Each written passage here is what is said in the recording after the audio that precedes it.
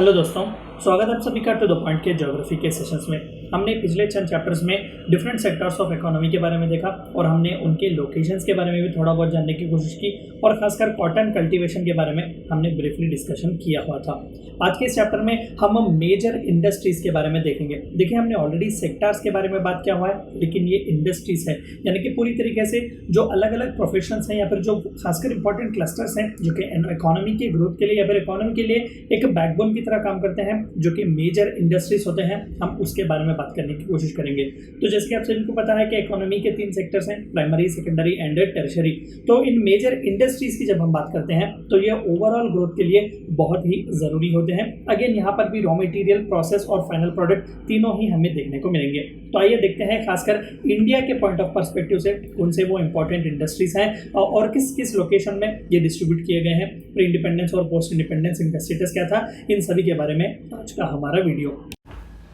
Indeed the location place a very crucial role. हमने already sectors के locations के बारे में देखा कि लोकेशन किस लिए स्पेसिफिकली बहुत ही इंपॉर्टेंट होता है और बेस्ट एग्जांपल हमने कॉटन और शुगर केन का दिया हुआ था। अगेन शुगर केन का आप एग्जांपल ले लीजिएगा, पेरिशेबल गुड है, चाहिए कि जहाँ पर रॉ मटेरियल हमें शुगर केन्स मिलते हैं वही आसपास ही हम शुगर मैन्युफैक्चरिंग की इंडस्ट्री या फिर शुगर मैन्युफैक्चरिंग की फैक्ट्री लगवाएं। और ना सिर्फ लोकेशन, हमें बल्कि फाइनेंशियल सपोर्ट की भी बहुत ज़रूरत होती है। ट्रांसपोर्टेशन वगैरह कितने अच्छी तरीके से है, इंफ्रास्ट्रक्चर वहाँ पर किस तरीके से है, ऐसे कई चीज़ें जो है वो बहुत ही क्रूशियल होते हैं। तो ये लोकेशन बहुत ही इंपॉर्टेंट है when it comes to the location of such important industries.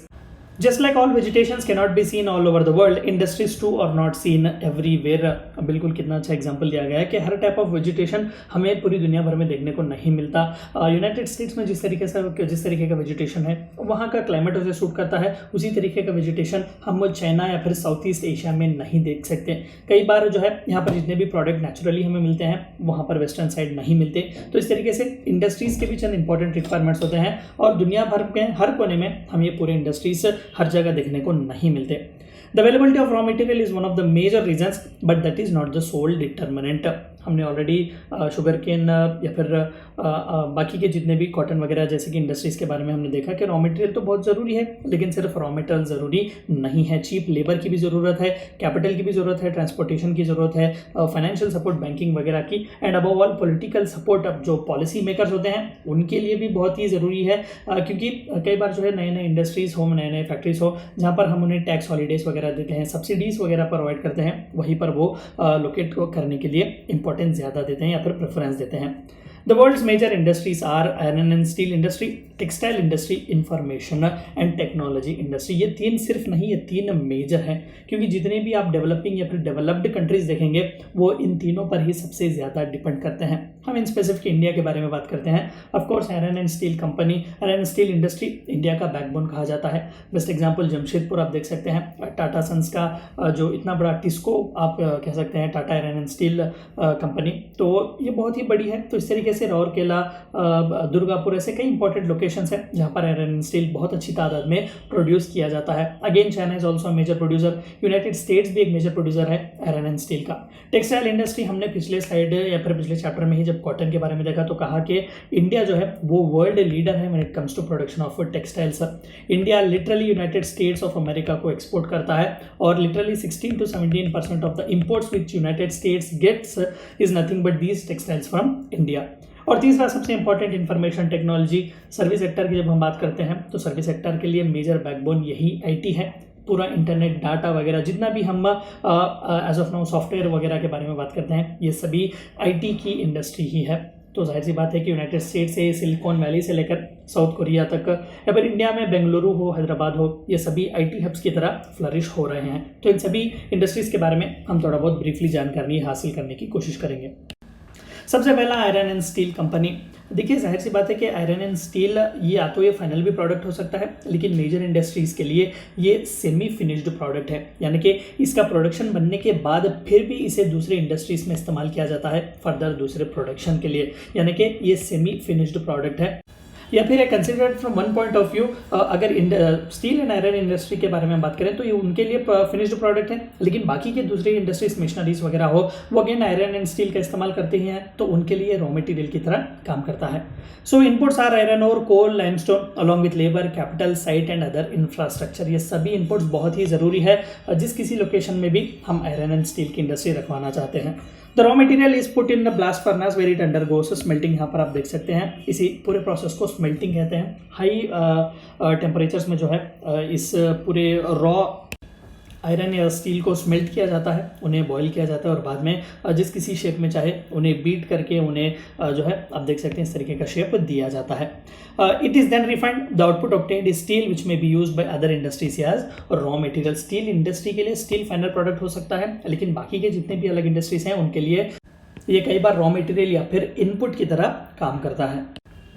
Locations in India, Bhilai, Durgapur, Burhanpur, Jamshedpur, Rourkela, Bokaro are situated in the regions that are spread over states like West Bengal, Jharkhand, Odisha and Chhattisgarh. आप यहाँ पर देख सकते हैं जमशेदपुर का location यहाँ पर है, वेस्ट बंगाल और झारखंड के बहुत ही बॉर्डर में है। एज ऑफ नाउ तो ये झारखंड में ही है and Jharkhand is very much well known for iron and steel companies. तो प्री इंडिपेंडेंस के टाइम से ही हमें जमशेदपुर देखने को मिलेगा। देखिए आसपास का रीजन बहुत ही मॉडर्न और डेवलप्ड था उस ज़माने में। वेस्ट बंगाल में ब्रिटिश थे, जाहिर सी बात थी, और वहाँ पर मशीनरीज वगैरह का भी प्रोडक्शन था और आसपास माइंस वगैरह भी अच्छी तरीके से आज़ाद में हमें झारखंड वगैरह के रीजन में देखने को मिलेंगे और वहाँ पर चीप लेबर भी मिलता था वेस्ट बंगाल, झारखंड, छत्तीसगढ़ साइड। तो इस तरीके के कई इंपॉर्टेंट फैक्टर्स हैं जो बहुत ही क्रूशियल प्ले करते हैं इस तरीके के डिस्ट्रीब्यूशन ऑफ लोकेशंस को लेकर।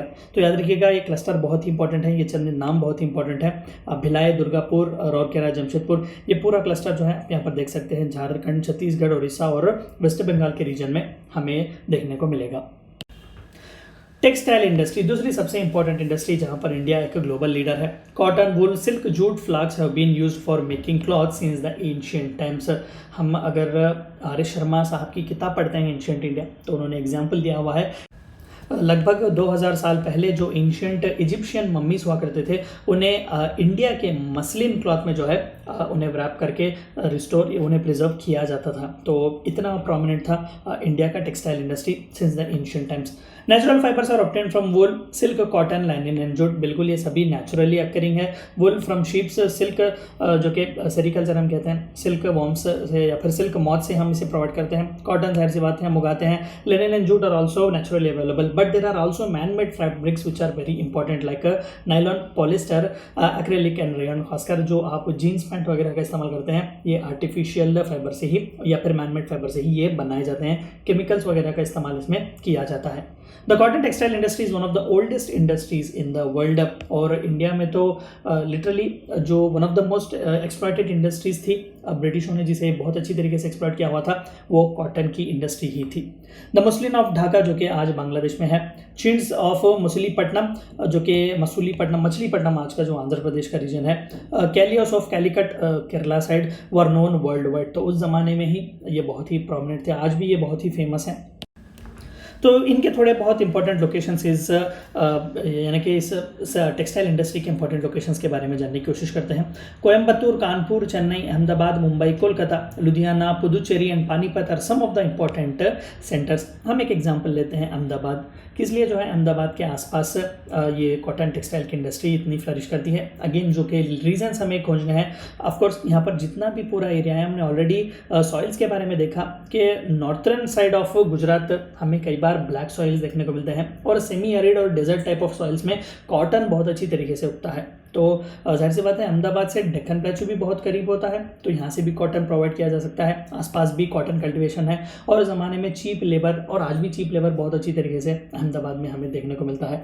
कैपिटल इन्वेस्टमेंट्स वगैरह भी, इवन गुजरात की सरकार भी बहुत अच्छी तरीके से पुश करती है, यानी कि पब्लिक पॉलिसी फॉर्मुलेशन में भी कॉटन इंडस्ट्री के बारे में सोचा जा रहा है। अच्छे खासे बैंकिंग फैसिलिटीज़, इंफ्रास्ट्रक्चर्स हैं, ट्रांसपोर्टेशन की फैसिलिटी बहुत अच्छी है। अहमदाबाद जो कि बहुत ही एक मेट्रोपॉलिटन सिटी भी माना जाता है गुजरात के आसपास के रीजन में। तो जाहिर सी बात है कि ये सभी इंपॉर्टेंट फैक्टर्स हैं which paved way for the location of such important industry.